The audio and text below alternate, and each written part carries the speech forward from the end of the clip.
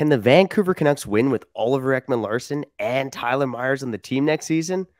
I don't know about that, but one thing I do know, you're winning right now because you're listening to Begsy and you're listening to Bowen and you're listening to Locked On Canucks. You're Locked On Canucks, your daily podcast on the Vancouver Canucks. Part of the Locked On Podcast Network, your team every day.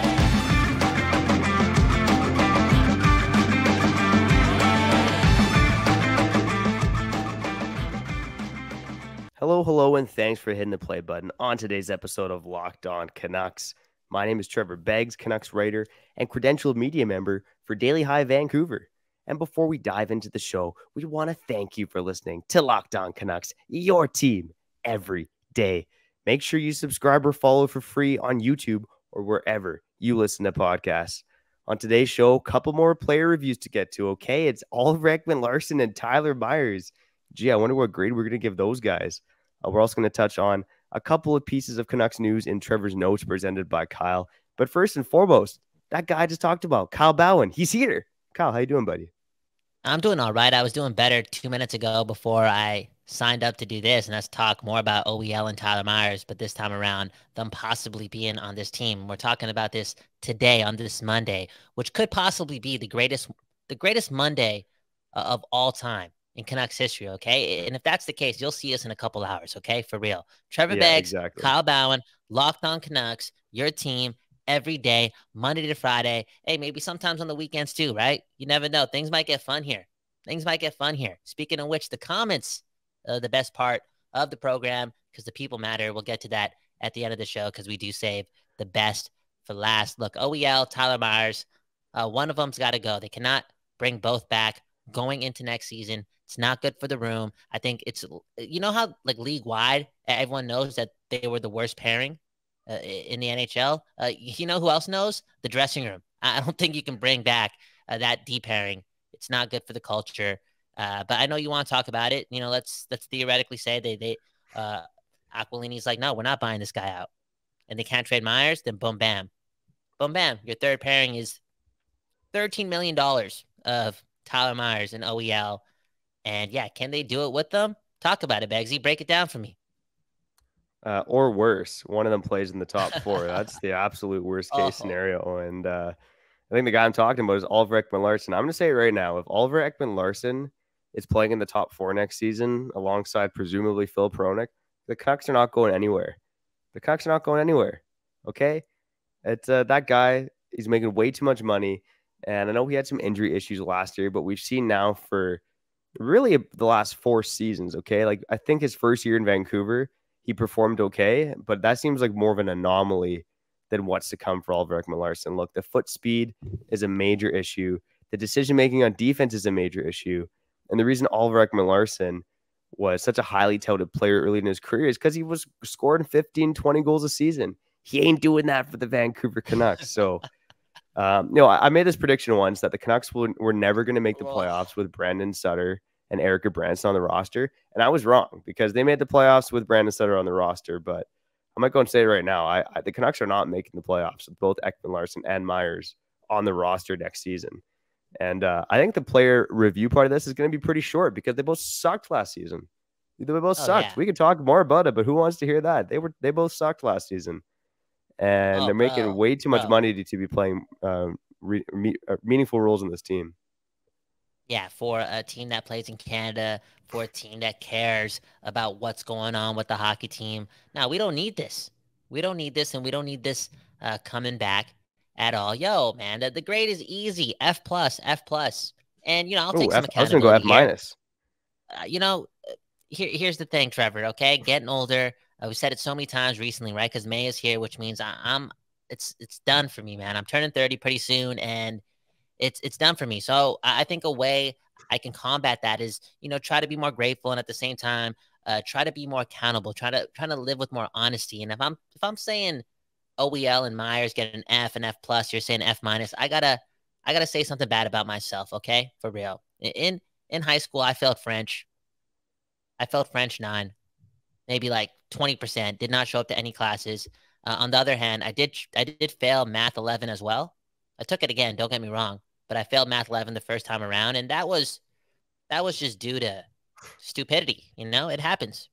Sometimes we fail in life. There you go. Just have to, even out the field, right? Because I don't want to start off the week with all this negativity, all this hating. I need to balance it out with some accountability. So there's that. Kyle Bauer and Trevor Beggs, Locked On Canucks. I will say this. I would say that there's a chance the Canucks could. When I say win, I'm talking about make the playoffs right now. I'm not even talking about Stanley Cup, but I'm saying there's a chance the Canucks could make the playoffs the next season with Ulrich, Ekman-Larsson, and Myers on the team. But for that to happen, they got to go out and acquire a legitimate second pairing left shot defenseman. And then you have your top four of Hughes, Bear, and let's say it's Ryan Graves, Gavrikov, and Hronek. And then Ekman-Larsson and Myers are just a third pairing defenseman role. But for that to happen, they need to clear cap space. And I just don't know how you're going to go out and acquire a top four left shot defenseman without clearing out one of Ekman-Larsson or Myers' salary. It's going to be really tough to do. Bro, it's not happening. The Canucks are not bringing these two back. And if they do, they're not going to, on top of that, pay big dollars to grab another defenseman who could fit in the top four. It's just, I don't even think they want that type of, like, the optics around that would be just scary. Because once again, you're going to have one of the worst teams in the NHL having the most expensive blue line in hockey. I don't even want that title, because that would be the case, right? Hronek, Hughes, this imaginary other guy who comes in, OEL Myers, and whatever Ethan Bear's making. Remember a couple years ago where that was the case? The Canucks had the most expensive blue line in the NHL. I think it was last year, if I'm correct. They're close to the top. I remember I looked at this in November, I think it was, and they were 5th or 6th. But I believe that didn't count. Tucker Poolman didn't count because he was on LTIR at that point. So, yeah, they're up there, and which is pretty sad because they had, again, one of the worst defenses in the NHL for most of the season. But it was the 5th highest paid group. Okay, you know what? I'm cutting you out, Trevor. Honestly, all of us watching this, I think this is going to be up maybe an hour before the lottery. I'm just going to pray out here, man, because if Connor Bedard becomes a Vancouver Canuck, Aquilini will write the check right away to buy out OEL. It's going to happen. So, Bedard, come home, please. I know I should be praying for other things. There's a lot of scary things out there in the world. For real. For real. I want better for the people around me. And here I'm praying for some like, what, is this guy an adult yet? To come save the city. AKA add more value to my life. A lot of selfishness, I'm not going to lie. Actually, I'm going to take that back. I'm thinking about the people watching this. I'm going to put that out there for us, okay? West Coast bias, somebody's got to do it. Locked On Canucks. There you go. And honestly, if we were recording on Sunday night or even Monday morning and not 2 hours before the greatest moment in Canuck history is about to happen, maybe we talk a little bit more about that guy, Connor Bedard. But it's just too close to draft lottery time, so it's back to player reviews. If you want to hear what the team's going to look like with Bedard on it, go check out our last episode of Locked On Canucks. Every day is to know it. What will the Canucks look like with Connor Bedard on the roster? But Kyle, one more question on Ulrich, Ekman-Larsson, and Tyler Myers quick. Because I think we're both pretty much in agreement that the Canucks aren't going to make the playoffs next season with both players on the team, or else it's very unlikely. You mentioned already, one of those players needs to go. I think every Dares might know the answer to this, but in your opinion, which one of those players is going to be gone this offseason? OEL. I'm thinking. I'm swinging for the home run. This is my life, baby. If I'm gonna put it out there, I'm swinging for the home run. Myers off the books next year. People think it's an easier trade to make. Okay, that could make some sense, but you're taking in Tyler Myers. It's you know what I'm saying. This might be a little harsh, but there's some truth to it. Like, he could be Danny DeKeyser. You know what I'm saying? Like, it could happen quick for him. If he has another bad season for the Vancouver Canucks, like, dude, he shows up to training camp for another team, and other teams will get like a front row seat to what this, he's a physical specimen. I could understand why teams would take him in, but once they get like a firsthand look at what they're dealing with, dude, they're not going to be satisfied unless this guy gets better, and I don't know, man. You know what? Yeah. Begsy, it's getting harder and harder to do this job because I'm turning 30, okay? Come on, man. I was about to go deep down there, man, but it's Monday. That's all right. Let's not do that. Okay. Let's not do that. Thank you, man. Thank you for saving me, bro. The reason I say every day is, they already knew what you were going to say, Kyle, because we've done episodes this month. One was why the Canucks should buy out all of Ekman Larson. So we're clearly on board with that, even though a lot of other pundits aren't. And we also did an episode talked about how there's no way the Canucks are going to trade Tyler Myers and JT Miller. And Tyler Myers, you're not trading it without attaching probably a first round pick to that trade. So I'm all for it. Buy out OEL. Myers, suck it up for one more season, put him in the minors, whatever. But on the other side, let's talk about some other things here in terms of the Canucks, including Jonathan Lekkerimaki and what's going on with him. But before we do that, let me tell you why I'm able to put bacon on the table for my family. I used Indeed. Indeed is the hiring platform where you can attract, interview, and hire all in one place. Don't spend hours on multiple job sites looking for candidates with the right skills when you can do it all on Indeed.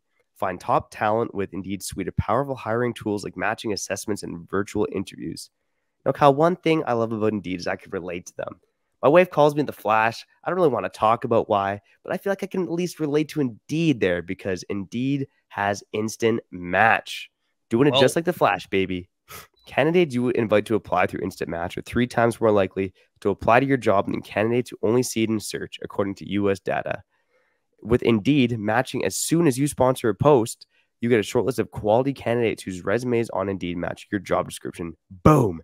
It's hiring at warp speed. Join over 3 million businesses worldwide using Indeed to hire great talent fast. Indeed knows when you're growing your business, you have to make every dollar count.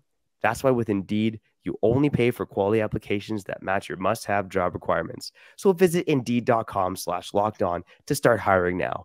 Just go to Indeed.com/lockedon. That's Indeed.com/lockedon. Terms and conditions apply. Cost per application price not available for everyone. Need to hire? You need Indeed. Locked On Canucks, Trevor Beggs, Kyle Bowen. In a couple minutes, we'll get back to the Canuck talk, all right? Just got to tell the listeners, right? Saturday night. It could be a busy night, right? Still in my 20s. I got to live it out. Maybe I'm going through some midlife stuff right now. I could have done something else, right? But I chose to spend my Saturday night chilling at a park with Trevor Beggs. You can fill in the blanks, guess and assume what we were doing. But that's brotherhood, man. That's chemistry. That's team building. And it makes sense, right? It makes sense why Locked On Canucks is what Locked On Canucks is. And it's because the friendship is real. The friendship is real, man. Yeah, man. Trevor Beggs, man.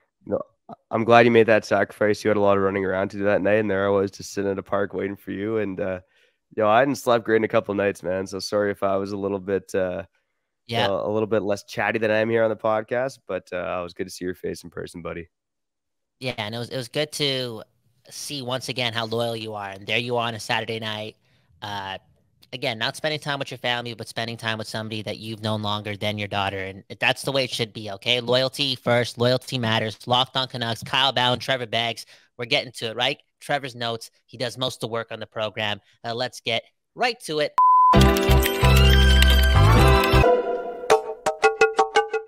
Okay, Trevor's notes brought to you by Kyle because, again, Trevor does all the work over here. How do you say the dude's name, okay? I'm gonna try saying it. Jonathan Lekkerimaki.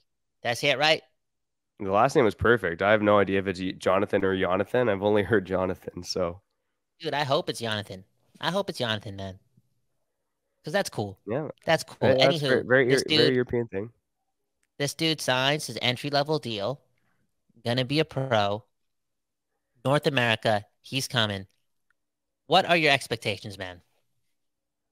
Yeah, so I think the thought right now is from most prospect guys you talk to is that Lekkerimaki probably isn't going to come over to North America for probably another year or two still.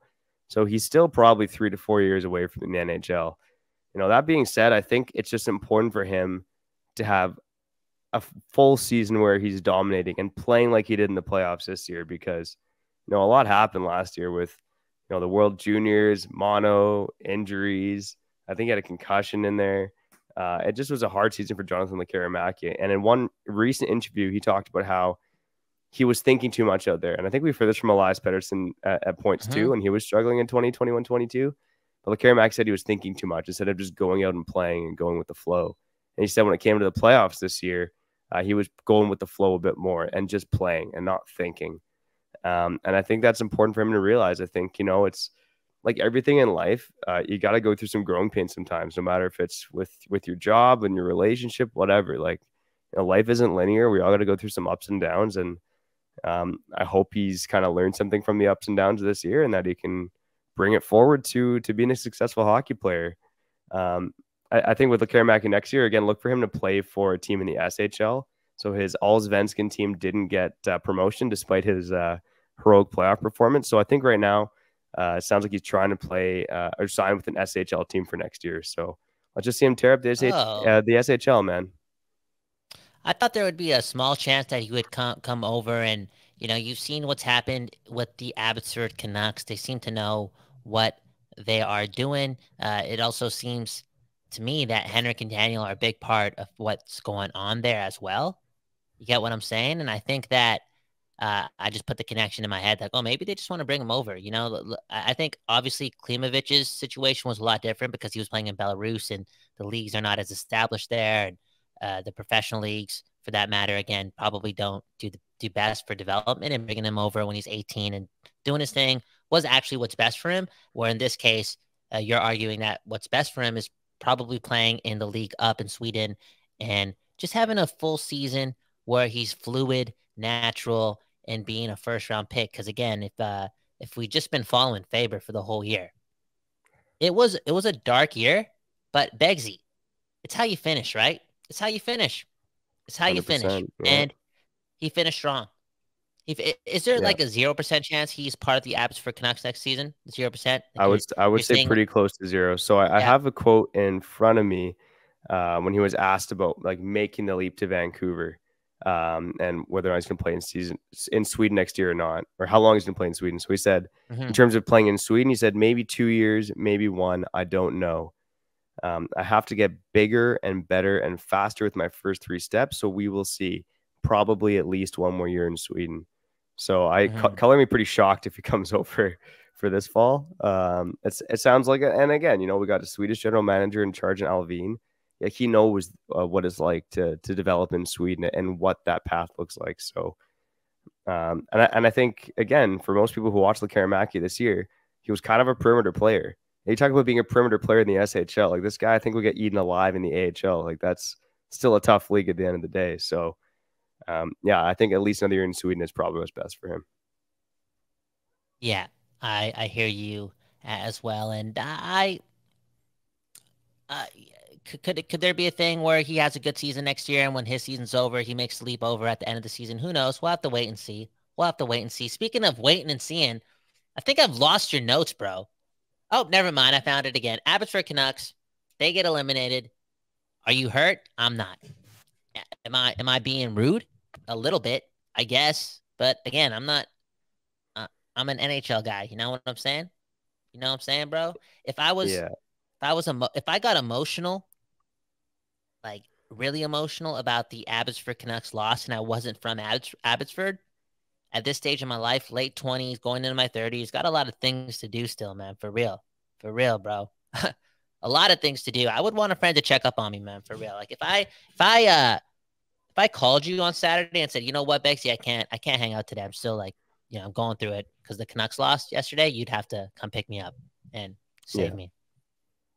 Yeah, no, I know. I wouldn't say I'm sad about it. I'm a little jealous I didn't get out to Abbey for a home playoff game, and it's I finished my exams around the time that the AHL playoffs started, and I had to catch up on some date nights, some social times with the wifey and friends. So I didn't get out there for a game.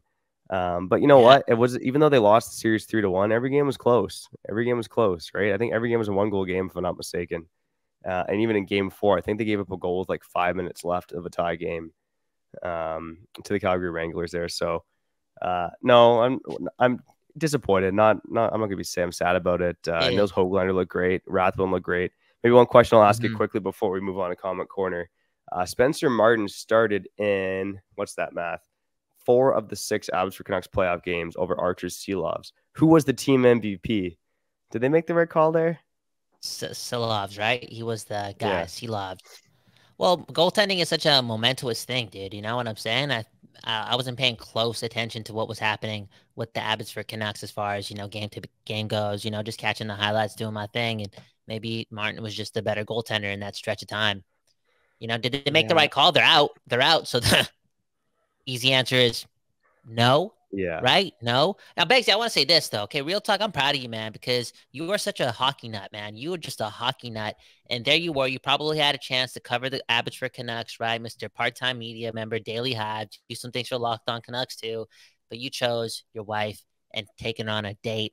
You know, like Beggsy, I hope anyone watching this right now just listens to what I just said and texts their significant other and just says, "I'm thinking of you," because that one always Yeah. works, man.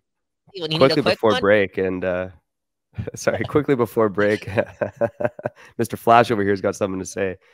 hey, Yeah, the first night of the Abbotsford Canucks playoffs, who did they play now? Bakersfield, game 1 in Abbotsford. I had gotten approval to go cover it, but then my wife won tickets to the Abbotsford Tulip Festival, and I was like, "Nah, babe, I've been ditching you for books and studying for the past month and a half, so no, we need a good date night." So I bailed on holy, game 1 of the Abbey Canucks playoff run for the Abbotsford Tulip Festival. So I was in Abbotsford, ironically enough, but just not the game. that's a beautiful story, man. That, bro, Thanks, you teach man. me so much Listeners about might feel romance. otherwise, but that's all right. Oh man, yo, if you need advice, romantic advice, I'm telling you, Trevor Beggs is nailing it at 85% here on Locked On Canucks. Let's head on over to Comment Corner. Beggsy, we got any people to shout out here or what? Oh yeah, we got another ad read first. So you're gonna get comment Okay, corner on the other side, but all before we right. get to comment corner, not only am I a master in romance, I'm a master at treating my body right, and that's Okay. because I've been eating Built Bar. So if you're like me, where you want to eat healthier but don't want to compromise the taste, then man, I got just the thing for you. You got to try Built. With Built, healthy is actually tasty. Seriously, Built Bars are so delicious, you won't think they're good for you. Perfect for getting that summer bod nice and fresh. So, what makes Built Bars so good? Well, for starters, they are covered in 100% real chocolate. That's right, real chocolate. And and they also come in unbelievably good flavors like churro, peanut butter brownie, and coconut almond. Man, I almost got lost in a trance from Wow. that voice there. I'm not sure how Built Hmm. does it, but these bars taste like a candy bar while maintaining amazing macros, whatever the heck those are. Built bars only have 130 calories and 4 grams of sugar with a whopping 17 grams of protein.